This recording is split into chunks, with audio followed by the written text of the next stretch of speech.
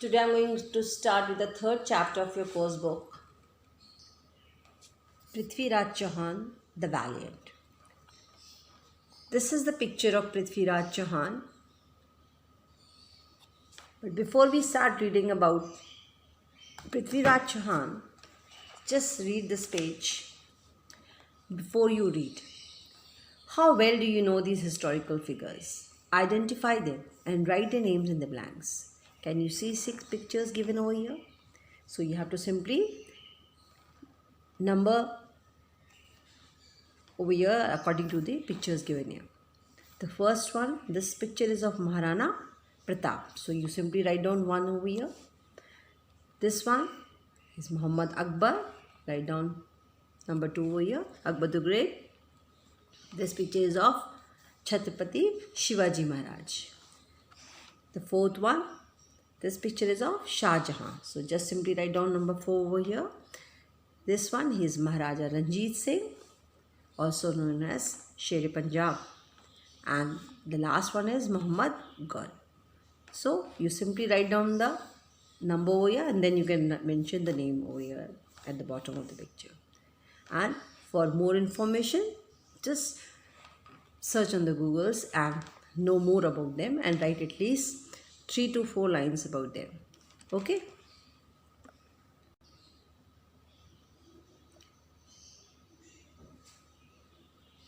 Now start reading along with me.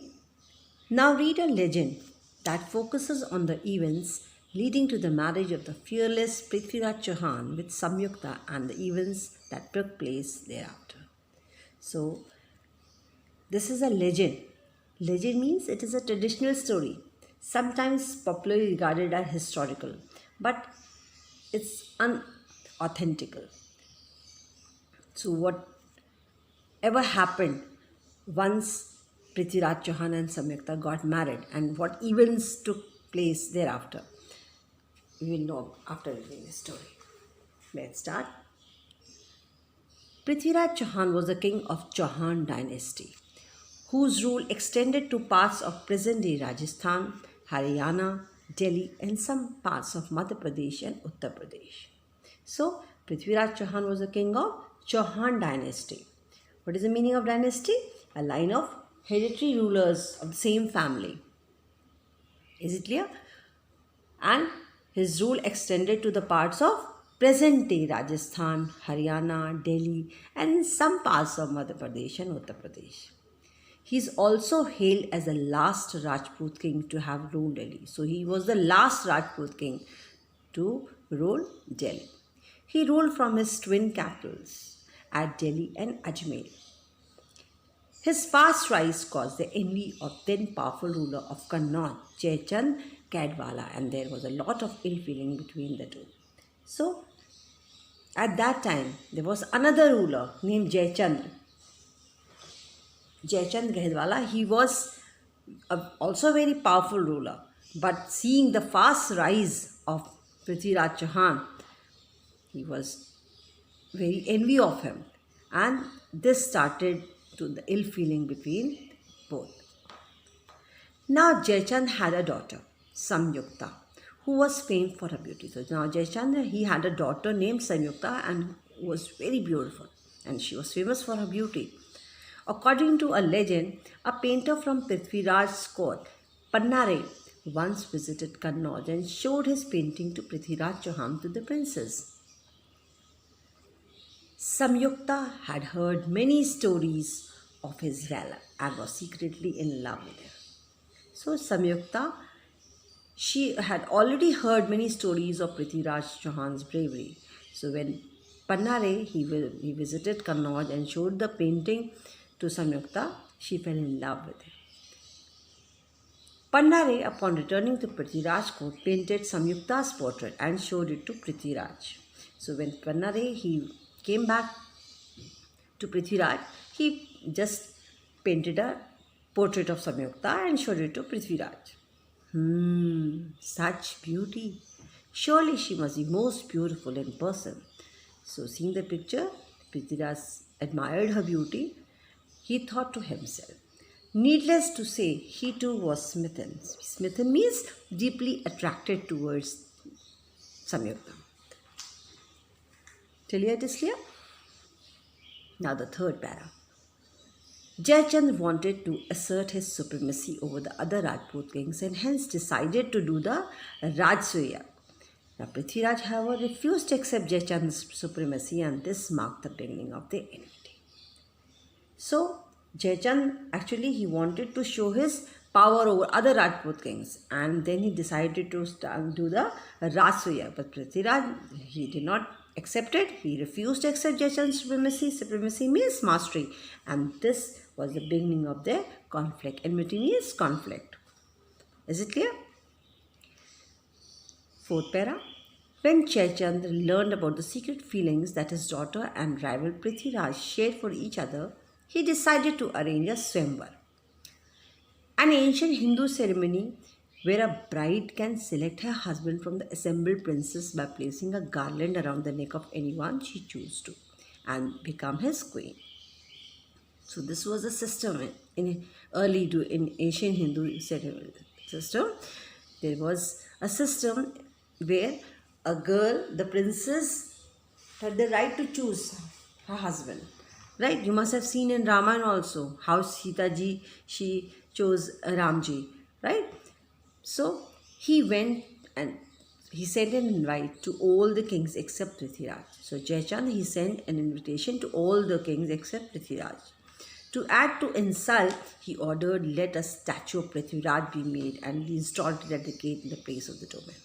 And in order to insult Prithviraj, what he ordered? He ordered that to place a statue of Prithviraj at the gate, and where everybody, whenever the other people will come, will just take him as will see him as a doorman. So this was a great insult to Prithviraj, obviously. But Samyukta had already made up her mind to marry Prithviraj. But Samyukta, she made her mind that she is only going to marry Prithviraj. When she came to know that he was not on the list of invitees, she was devastated and thought, this cannot be. I will marry no other but him. I must find a way of alerting him. She then decided to write him a letter expressing her desire to marry him. Prithviraj readily accepted it and promised to come to the swayamvar. So when Samyukta came to know about the plan of his father Jayachand, that he is planning to just install a statue of Prithviraj at the gate as a doorman, she felt very sorry. She was already in love with Prithviraj, and she said, I'm going to marry Prithviraj only. So she decided to write a letter and asked him to come to the marriage ceremony. So Prithviraj accepted, and he said he will surely come to the swayamvar. Till here it is clear? Samyukta walked down the aisle where the royals had assembled and bypassed all of them only to reach the door and garland a statue of Prithviraj as a doorman. The assemblage was stunned at this brash act of hers. But what stunned them and her father Jayachand was the next thing that happened. So what happened? On the day of swayamvar, Samyukta, she just walked down there. What is in it? It is a passage between the rows of the seats in a building, that is called aisle. This is called aisle, where the royals had assembled and bypassed all of them to reach the garland. And then she garlanded the Prithviraj statue. All the assembly, they all were astonished at this brash act of her. Brash means rude act. And what the next was going to stun them means to astonish them. See what happened the next?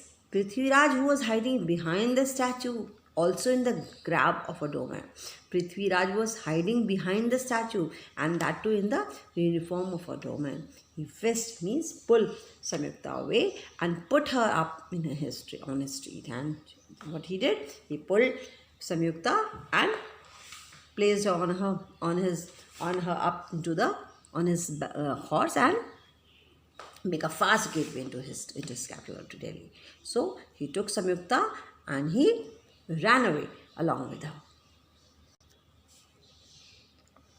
Prithviraj Chauhan then openly challenged Jayachand to stop him from taking his wife. Now, so Prithviraj openly then challenged Jayachand to stop him from taking his wife. This made Jayachand shake with rage. Rage means anger at this insult in front of huge gathering of king and princess. So Jayachand felt very insulted. Jayachand and his army gave earnest chase, and in the resultant string of battles between two kingdoms fought in the following years, both of them suffered heavy losses. And in this way, many battles were fought between Jayachand and Prithviraj, and this battle caused a great loss to both the kings. While this drama was being enacted, another ruler named Muhammad from Gaur in Afghanistan had grown powerful and had captured Ghazni, and subsequently his kingdom stretched up to the domains of Prithviraj.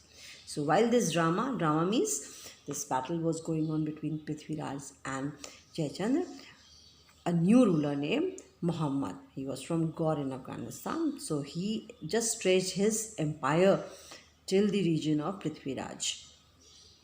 Legend has it that Gauri attacked Delhi 70 times. 17 times Delhi was attacked by Gauri and was defeated 16 times at the hands of Prithviraj Chauhan and his army. And Prithviraj Chauhan the Great, he defeated Gauri 16 times. Prithviraj's appeal for help from his father-in-law was scornfully rejected by the haughty Jayachandra.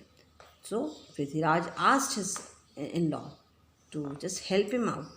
But this haughty Jayachandra, he refused. He refused. Haughty means arrogant Jayachandra. He refused to help Prithviraj.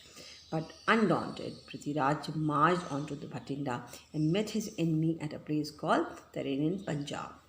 In face of the persistent Rajput attacks, the battle was won as Gauri's army broke ranks and fled, leaving the general as a prisoner in Prithviraj's hand. And Prithviraj won that battle, and Gaur was, this Muhammad Gauri, he was just captured as a prisoner and brought to Prithviraj court. Muhammad Gauri was brought in chains to Prithviraj, and he begged for his victor for mercy and release. So when he was brought to Prithviraj, he begged Prithviraj to just release him, have mercy on him, have pity on him. Prithviraj's ministers advised him against pardoning the aggressor. But Prithviraj's minister, they advised not to leave him, not to spare him, this Gauri the attacker. But the chivalrous and the valiant Prithviraj thought otherwise and respectfully released the vanquished Gauri. But what happened? This Prithviraj, he was very kind-hearted. So he just released Gauri and let him go. The very next day, Prithviraj's gesture was repeated by Gauri, who re-attacked Prithviraj with a strong army and willfully defeated him by attacking the Rajput's army before the daybreak. So what happened the next year? Gauri, he re-attacked, and that was something illegal because he attacked Prithviraj's army before daybreak. And this was illegal at time because the practice of battling only from sunrise up to sunset was followed in India at that time. Means battle started only from sunrise and followed to the sunset. But he attacked before the daybreak. The defeated Prithviraj was pursued up to his capital, and he was taken as a captive in chains to Gaur in Afghanistan. So the Prithviraj was captured and was taken in chains to Gaur in Afghanistan. Till here it is clear? He was presented before Muhammad, where he looked God straight in his eyes. Gauri ordered him to lower his eyes, whereupon a defiant, means bold, Prithviraj scornfully said, "The eyes of a Rajput are lowered only in death." So he refused. Prithviraj, he just simply refused. He hatefully said, no, he boldly said this thing. His eyes of a Rajput are lowered only in death, not before that.